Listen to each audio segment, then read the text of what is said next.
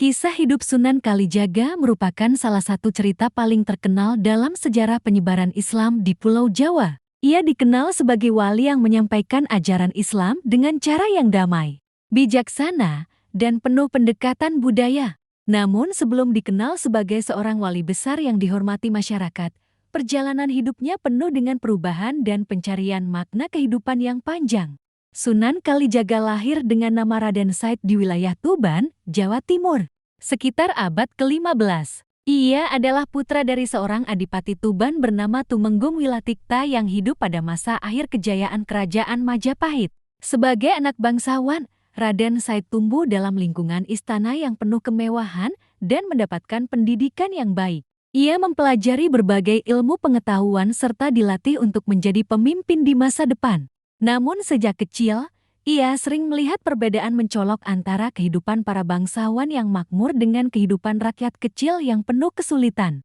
Ketika mulai beranjak dewasa, Raden Said semakin menyadari penderitaan rakyat di sekitarnya. Ia melihat banyak petani yang bekerja keras namun tetap hidup dalam kemiskinan, sementara sebagian pejabat dan bangsawan hidup dalam kemewahan. Ketidakadilan itu membuat hatinya gelisah dan marah. Dalam hatinya muncul keinginan untuk membantu rakyat kecil dengan caranya sendiri. Akhirnya Raden Said memilih jalan yang berani namun juga berbahaya. Ia mulai merampas harta para bangsawan kaya yang dianggap tidak peduli pada rakyat, lalu membagikannya kepada orang-orang miskin yang membutuhkan. Karena tindakan tersebut, Raden Said dikenal oleh masyarakat dengan julukan Branda Lokajaya, seorang perampok yang sering menghadang para pejabat kaya di jalanan. Bagi rakyat kecil, ia dianggap sebagai sosok yang menolong mereka dari ketidakadilan. Namun bagi pemerintah kerajaan, perbuatannya adalah pelanggaran hukum yang serius.